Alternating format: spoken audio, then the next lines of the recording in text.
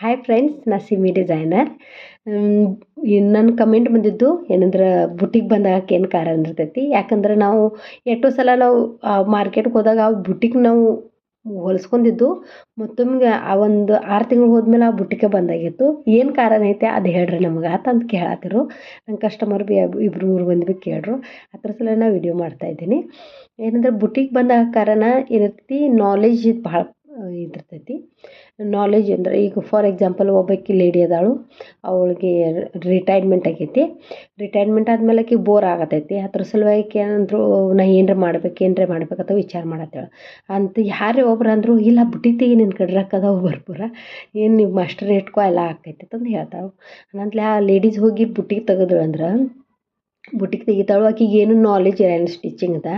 ಹೀಗಾಗಿ ಮಾಸ್ಟ್ರ ಕಾರಿಗಾರ ಇಟ್ಕೊಂಡು ಮಾಡ್ಲಂದ್ರೆ ಅವ್ರು ಕಾರಿಗಾರ ಮಾಸ್ಟ್ರ್ ಏನಂತಾರೋ ಹಂಗೆ ಆಕೆಗೆ ಮಾಡಾಕತ್ತೈತಿ. ಒಂದು ವೇಳೆಕ ಮಾಸ್ಟ್ರ್ ಕಾರಿಗಾರ ಇಲ್ಲ ಕೆಲಸ ಬಿಟ್ಟು ಹೋದ್ರು ನಡಕ ಅಂದ್ರೆ ಆ ಬುಟ್ಟಿಗ್ದ ನಡೆಯೋದು ಭಾಳ ಕಠಿಣ ಆಕೈತಿ. ಹೀಗಾಗಿ ನಾಲೆಜ್ ಇರೋದು ಭಾಳ ಮಹತ್ವದೈತಿ. ಸ್ಟಿಚಿಂಗ್ ನಾಲೆಜ್ ಬೇಕೇ ಬೇಕು ಬುಟ್ಟಿಗೆ ತೆಗಿತೈತಂದ್ರೆ. ಆದರೆ ಇಲ್ಲಾಗಿತ್ತಂದ್ರೆ ಅದು ಭೀ ಒಂದು ಕಾರಣ ಆಕತಿ. ಎರಡನೇ ಕಾರಣ ಏನಾಗ್ತೈತಿ, ಭಾಳ ಮಂದಿ ಏನಂತಾರೋ ಯೂಟ್ಯೂಬ್ ನೋಡಿ ನಾವು ಕಲ್ತು ಮಾಡ್ತೇವೆ. ಅಂದ್ರೆ ಏನಾಕತಿ, ಯೂಟ್ಯೂಬ್ ನೋಡಿ ಕಲಿಯೋದು ನಾವು ಭೀ ಎಲ್ಲ ಕಲ್ತಿದ್ದೆವು. ಒಮ್ಮೊಮ್ಮೆ ನಮ್ಗೆ ಏನರ ಪ್ರಾಬ್ಲಮ್ ಬತ್ತ ನಾನು ಯೂಟ್ಯೂಬ್ ನೋಡ್ತೀನಿ. ಖರೆ ಏನಾಕತಿ, ಒಮ್ಮೊಮ್ಮೆ ಕಟಿಂಗ್ ಮಾಡೋ ಮಾಸ್ಟರ್ ಇರ್ತಾರಲ್ಲ, ಎಲ್ಲರದು ಬೇರೆ ಬೇರೆ ಟೈಪ್ ಕಟಿಂಗ್ ಇರ್ತೈತಿ.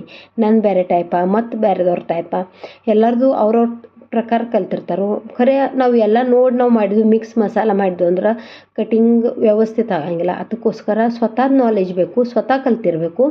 ಹೀಗಾಗಿ ಅದು ಭೀ ಒಂದು ಕಾರಣ ಆಕತಿ. ಯಾಕೆ ಹೇಳಿ, ನೀವು ವ್ಯವಸ್ಥಿತ ಕಟಿಂಗ್ ಮಾಡಿ ಹೊಲಿಲಾದ್ರಂದ್ರೆ ಕಸ್ಟಮರ್ಗೆ ವ್ಯವಸ್ಥಿತ ಫಿನಿಶಿಂಗ್ ಸಿಗಲಿಲ್ಲ ಅಂದ್ರೆ ಮತ್ತೆ ಹೊಳೆ ಬರೋಂಗಿಲ್ಲ.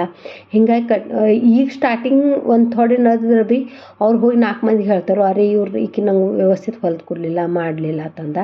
ಅದು ಭೀ ಕಾರಣ ಆಕತಿ. ಅದಕ್ಕೋಸ್ಕರ ಬುಟ್ಟಿಗೆ ಹೆಚ್ಚು ದಿವಸ ಬುಕ್ಕಿಂಗ್ ಇಲ್ಲ ಅಂತಂದ್ರೆ ಯಾಕಂದ್ರೆ ಬುಕ್ಕಿಂಗ್ ಎಲ್ಲ ಆಗಿತ್ತಂದ್ರೆ ನಿಮ್ಮ ಕಡೆ ರೊಕ್ಕ ಎಲ್ಲ ಬರವ. ಅದಕ್ಕೋಸ್ಕರ ಬುಟ್ಟಿಗೆ ಬಂದಾಗಕ್ಕೂ ಕಾರಣ ಇರ್ತೈತಿ.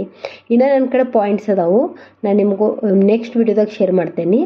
ನನ್ನ ಚಾನಲ್ ಸಬ್ಸ್ಕ್ರೈಬ್ ಮಾಡಿ, ಶೇರ್ ಮಾಡಿ ಮತ್ತು ಕಮೆಂಟ್ ಮಾಡಿರಿ. ನಿಮ್ಗೆ ನಿಮ್ಗೆ ಏನು ಪ್ರಾಬ್ಲಮ್ ಬರ್ತದೆ ಕಮೆಂಟ್ ಮಾಡಿ. ನಾನು ನೆಕ್ಸ್ಟ್ ನಿಮ್ಗೆ ವಿಡಿಯೋದಾಗ ಶೇರ್ ಮಾಡ್ತೇನೆ. Thank you.